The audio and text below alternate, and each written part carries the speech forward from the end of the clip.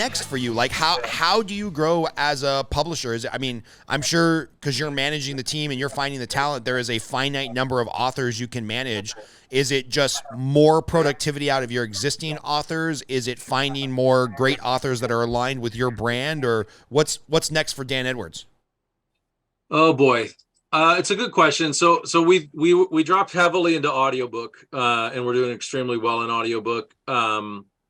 The good news on that is there's a barrier to entry, right? So there's no barrier to entry for anybody to just publish ebook or print book. Anybody can print on demand and anybody can self-publish, but not everybody can go hire, George Goodall for $8,000 and have him read a book for you. Right. Because if you spend $8,000 and it doesn't sell, you do that a bunch of times, you're going to go out of business. Yep. So fortunately we've been around. We have the resources. We can hire the Christopher Lanes, the George Goodalls. I hired Barry Corbin, the actor from Northern Exposure. And Barry's awesome. So he narrated my book for me.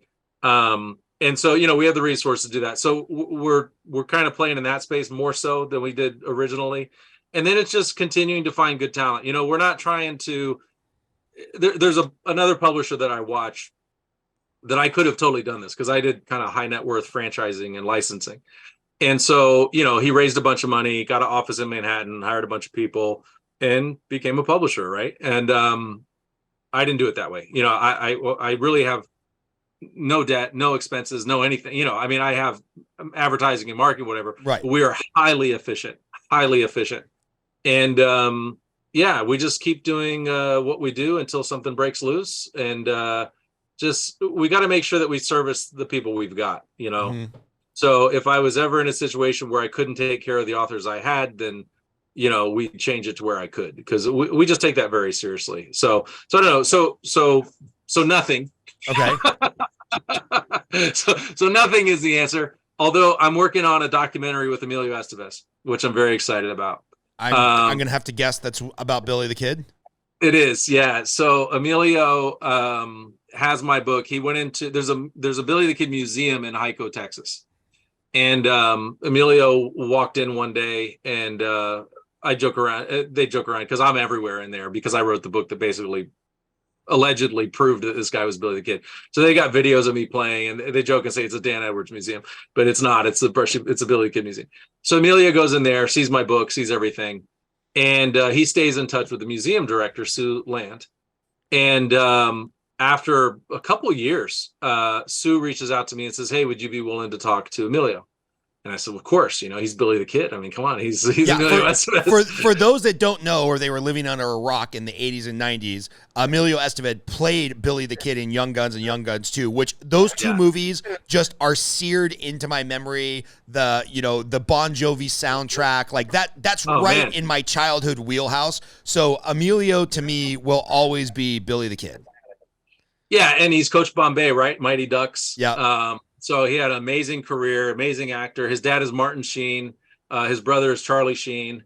And one of the most surreal moments, and I don't really talk about this stuff, but one of the most surreal moments is I'm talking to him on the phone, and he says, "Yeah, I was telling my brother about you the other day." And I was like, "You're talking to Charlie Sheen about me yesterday?" And it was very natural. And he goes, "Yeah, Charlie." I was like, "Wow."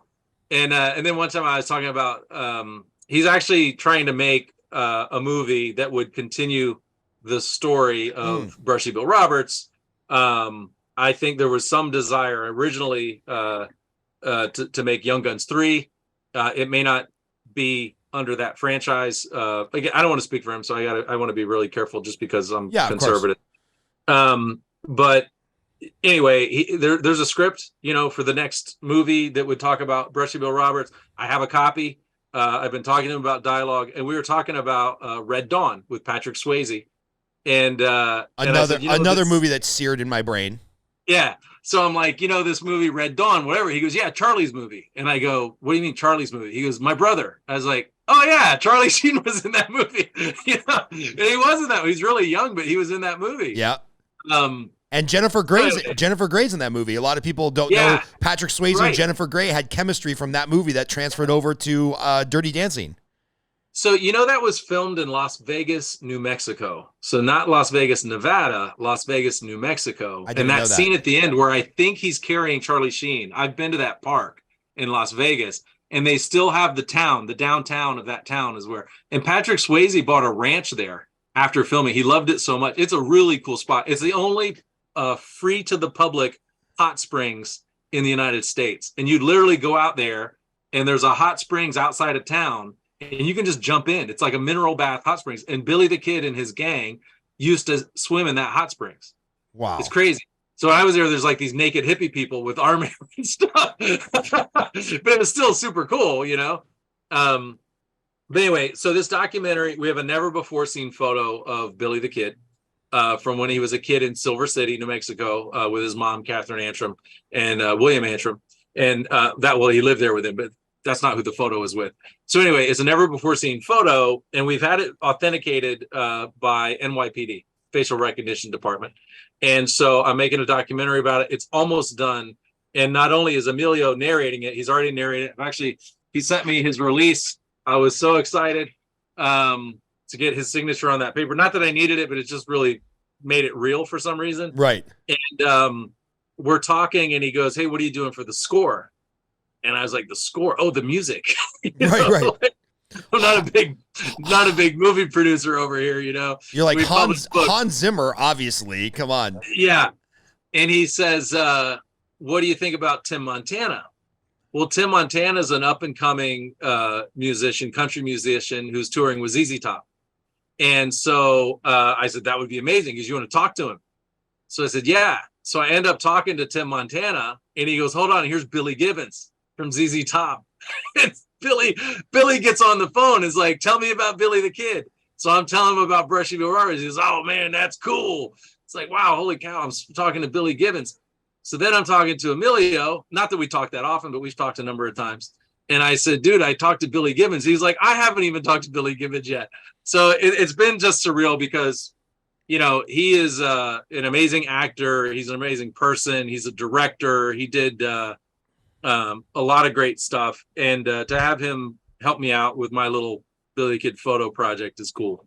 That's amazing, man. Like, it just shows that even if you're a high school dropout, you get passionate about something, you can be real successful. Yeah. Hopefully we do all right with it. It's not about the money, but I think that, I don't own the photo. So, I had to get a license agreement to be able to use the photo, et cetera. There's a lot of stuff, just licensing music. I've never done that before. Total respect, tip of the hat. There's, Sony, BMG, Peer Music, Spirit, like all these different constituencies. And if you've never licensed music, let's say there's 3 of you guys that own this song. Okay. It's miserable from what I've heard. Yeah. So let's say I say, okay, I'm going to pick a big number. Well, big to me. So I'm going to say, hey, I'll give you 10 grand to license this song for this documentary. And you're like, yeah, no problem. I'm good. Okay, good. I go to the second person. 10 grand, Scott already agreed to it. Oh, Scott's good with it? Yeah. Then I'm good with it. No problem. 10 grand, no problem. You get to the third person, they're like, no, I want 50. If you really want to do it and it's 50, you got to go back and pay the other 250 also. So it doesn't just go up. It's called most favored nation status. Yep. So if you give them more, everybody gets more. So automatically it exponentially goes higher, right? And in some case, like, if it's shared, but there's different sides to it. So that was a real education for me because I was like, we're good. I talked to so-and-so, license. It's like, no, you got 5 more people to talk to, and you got to negotiate independently with all of them. Please tell me you're licensing Bon Jovi's Blaze of Glory from Young Guns too. Like, please tell me that's the song Tim Montana. It's better. It's okay. Tim Montana. Perfect. Okay. And Tim is awesome. He made it all happen. And Mr. Estevez made it all happen. But so we're really, really close. I haven't signed the contracts on the music. We'll cut that out. Yeah. We'll get that. No signed contract. This isn't getting released for about a month and a half. Yeah. So you'll be good. You'll have it signed by then. But